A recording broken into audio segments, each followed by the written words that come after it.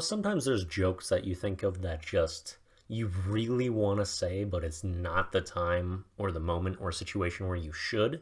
And honestly, that could be a Whiplish word in itself, which I will probably do sometime in my journey doing this. But one of those situations is where I thought of this next word that I will be changing, and I will be changing the word urn. Urn as in like a vase where you put someone's ashes after they have been cremated. And I I thought of a pretty inappropriate joke that was also just hilarious to me at the time. And I eked it out a little bit later, not at a funeral, but the same day of a funeral. And I feel like I'd have to share this story at this point. But it will explain kind of how we got to what I'm changing urn to. So I'm going to tell you right now, the word that we're changing it to in Wiplish is going to be finalipovis. It starts with final. That's the start of the word, because when you are in an urn, that is your final state of being. That's the last thing you're going to be. You're in an urn, you're done, you checked out.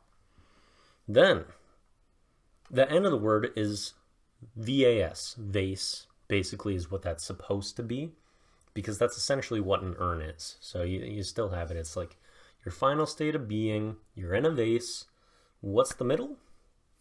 Lipo. Because really, you should have a pretty massive weight reduction when you get cremated. Let's be real here. You don't have to be that big for that to be a true statement. So it's like your final state of being where you're really losing a lot of weight, and hey, that can be good for some people. So it's kind of like a liposuction surgery, but a lot more permanent. And so that's why the urn is turning into the final lipovis. Final state of being, getting the liposuction, put in the vase, you're done. The reason I thought of that, my grandpa passed about a month ago, and I was the official urn bearer for the funeral.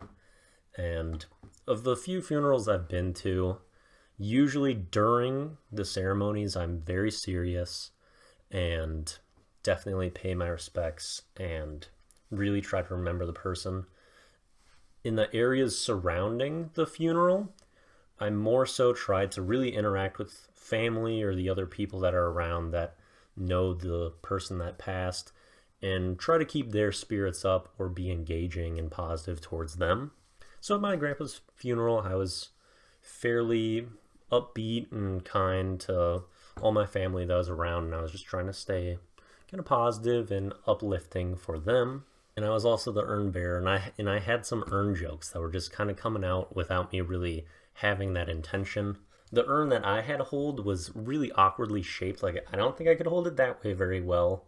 Holding it like this seemed like the right way. And so I'm like, all right, am I taking this baby like a handoff?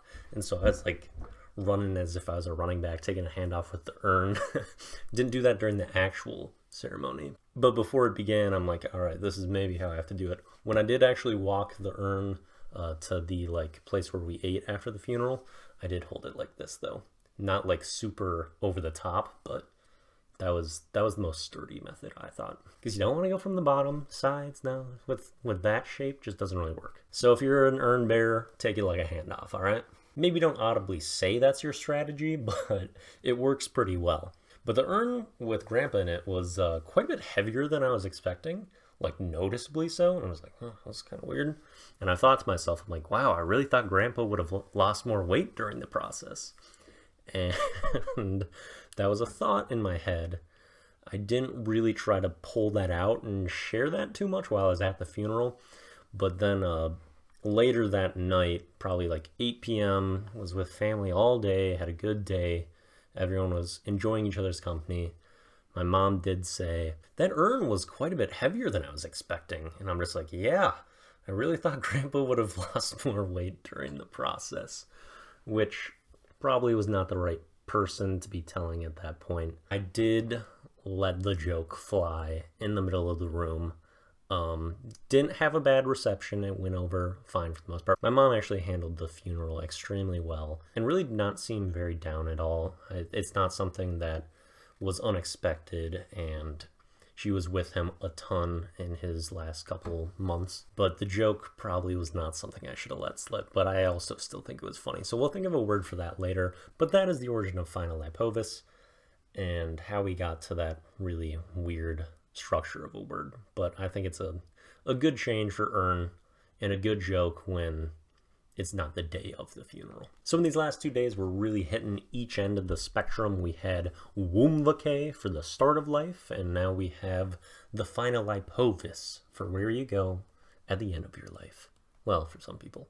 Anyway, let's go on to the comment of the day. For the comment of the day, we have Laffy as a second-time winner, and he said, "It's a good thing that you pick Gavin to win comment of the day every so often. He tells me it's like it's his Woomvacay when that happens." And I do really like this comment, Laff. You do have a Wiplish word in there being the priority Wiplish word of that day, and the subject matter is great. However, you misspelled Woomvacay, which I don't blame you too much because it looks like you commented just after Gavin did, who also misspelled it, but you should know by now he gets docked for like every single comment of the day because he never spells the Wiplish right. So if you're going copycat from him, you might want another method of trying to get those right. And the reason why it's a K in Woomvacay instead of a C is because we got to start paying more respect to K. As someone who had a K in their name for a long time, well, I guess my entire life, but also I was kind of referring to YouTube when I was K-Whip, I feel like the word K is an underdog, it's kind of downtrodden. We have to rise it back up and do our best in the Wiplish language to bring it back to prominence. And there's some other letters that we might be reviving as well. I think we got to start letting X pull some weight around here too. We'll work on that potentially. Regardless, the score for this comment is a gas station. Now for the song of the day, it is Lose Control by JJ Lin.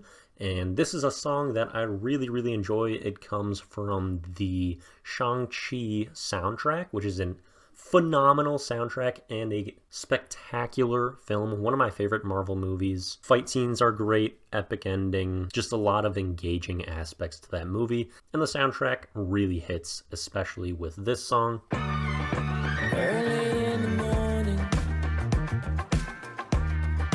lost inside my sleep. And so that song is great. Then for the video of the day, we have KG smack-talking Craig Sager, rest in peace, and telling him to burn all his clothes. And this is just a great video, one that you could really pull out whenever you see your friends or family just wearing something absolutely ridiculous. Go ahead and send this one to them and put them in their place. You take this and you burn it. There's not any part I can keep? No, nothing. So when you get done with this, you should be butt-ass naked. This should be burned. That's it for the Daily Do and Whips Picks. Make sure to crank out your comments so I can select one for the comment of the day in the next video. Peace out.